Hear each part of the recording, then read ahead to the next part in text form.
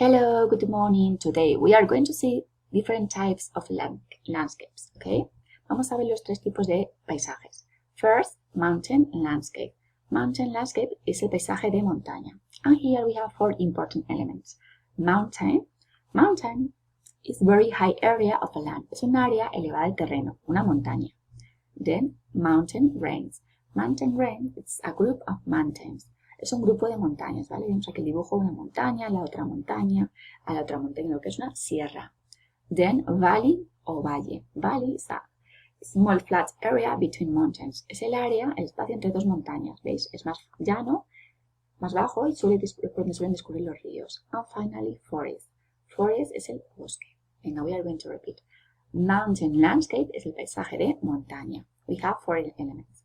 Mountain, montaña. Mountain range, la sierra. Valley, el valle. And finally, forest, el bosque. Vale, el siguiente paisaje que vamos a ver, ¿vale? Flat landscape, es un paisaje llano. Si vemos el dibujo, todos son llanuras, ¿vale? Tenemos dos elementos. Plain, plateau.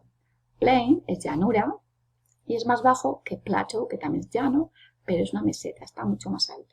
Mira, aquí lo vemos mejor, ¿vale?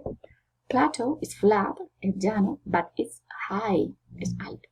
Plain is flat también, es llano, but it's low. La diferencia, los dos son llanos, pero es que plateau is high, plain low.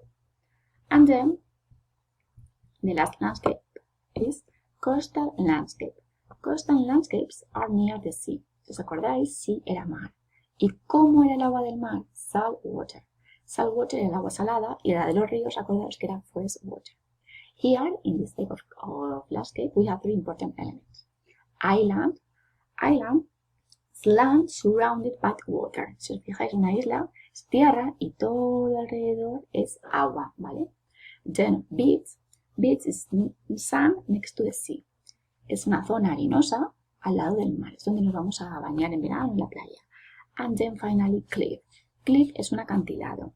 It's a high area next to the coast. Es una zona al lado del mar, de la costa, rocosa y elevada, ¿ok? Tenemos entonces tres importantes elementos. Island, isla, beach and cliff. Ok, pues es todo. Si tenéis alguna duda ya sabéis que nos podéis preguntar al profe cuando queráis. Chao.